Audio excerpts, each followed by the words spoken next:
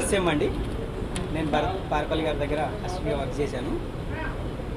BRK మూవీస్లో బాబుపల్లి రామకృష్ణ గారు, రామనారాయణ గారు నాకు ఫస్ట్ డైరెక్టర్గా అవకాశం ఇచ్చారు. మహాలక్ష్మి అనే టైటిల్తో ఒక సబ్జెక్ట్ చేస్తున్నాము. మంచి కథ ఉంది.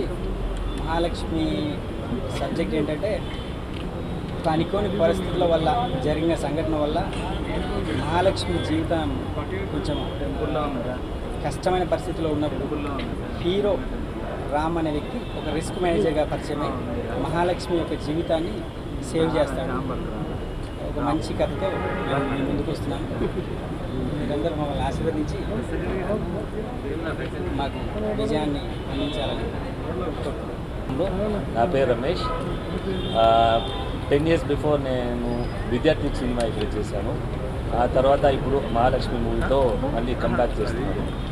ఏంటంటే శ్రీనివాస్ గారు నాకు ఫస్ట్ ఫోన్ చేసి చెప్పారు, రమేష్ గారు నా దగ్గర ఒక మంచి స్టోరీ ఉంది, ఒక డైరెక్టర్ ఉన్నారు వెంకట్, ప్లీజ్ స్టోరీ వినండి. స్టోరీ టైటిల్ ఏంటి నేను అడిగితే మహాలక్ష్మి అని చెప్పాను. ఏంటి సార్ మహాలక్ష్మి కొద్దిగా ఆడ్గా ఉంది story title. So sir first మీ స్టోరీ వినండి, ఆ తర్వాత స్టోరీ టైటిల్ మ్యాచ్ అవుతుందా లేదా మీరు సెలెక్ట్ చేయండి.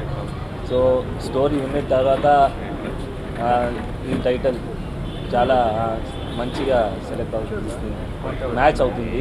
అండ్ చాలా సంతోషంగా ఉన్నారు. కమ్బ్యాక్ మాకు మహాలక్ష్మి మూవీతో కమ్బ్యాక్ చేస్తున్నారు. And confirm this movie is gonna B a good comeback for me and I want all your blessings. అద్భుతమైన కథ, సంభాషణలు కూడా చాలా బాగా వచ్చాయి. ఈ ఈ ఈ పనికి నాకు డైరెక్టర్ గారు కావచ్చు, ప్రొడ్యూసర్ కావచ్చు, చాలా మంచి సహకారం అందించారు. మంచి టీం ఉందండి ఇక్కడ. ఈ అవకాశాన్ని ఇచ్చిన దర్శకులు గారు కావచ్చండి, మన producers, director and the other crew members, and I believe you like this film a lot. Thank you so much, and I need your blessings. I need so thank you so much. కథ చెప్పగానే రమేష్ గారు ఆయన అంత busy ఉన్నా కూడా మా schedule కథ నచ్చి ఆయన ఒప్పుకున్నందుకు చాలా ధన్యవాదాలు. అలాగే మ్యూజిక్ పూర్తయిపోయింది, పాటలు చాలా బాగా వచ్చాయి. నవంబర్లో స్టార్ట్ చేసి మొగుడ్సి ఫిల్మ్స్ నేను చేశాను ఫస్ట్ మూవీకి. తర్వాత పూర్ణరామకృష్ణ డైరెక్షన్లో దొంగోడు పెళ్లి చేశాను. ఇలా చాలా సినిమాలు చేశాను. సూపర్ గుడ్ బ్యానర్స్లో నాకు బాగా రిలేషన్షిప్ ఉంది. ఎందుకంటే చౌదరి సార్ని చాలాసార్లు కలిశాను. తర్వాత చాలా సినిమాలకి నేను అక్కడ వాకడాపురం సార్తో అక్కడ ఉండేవాళ్ళు.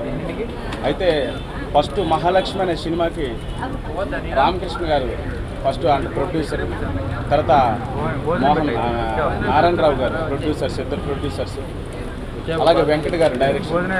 అయితే నాకు ఈ సినిమా అవకాశం ఇచ్చిన ప్రొడ్యూసర్స్కి, వెంకట్ గారికి నా హృదయపూర్వక నమస్కారములు. అయితే ఫస్ట్ ఇది ఒప్పుకోవడానికి కూడా నా సాంగ్స్, నా ట్యూన్స్ విని చాలామందిని చెక్ చేశారు.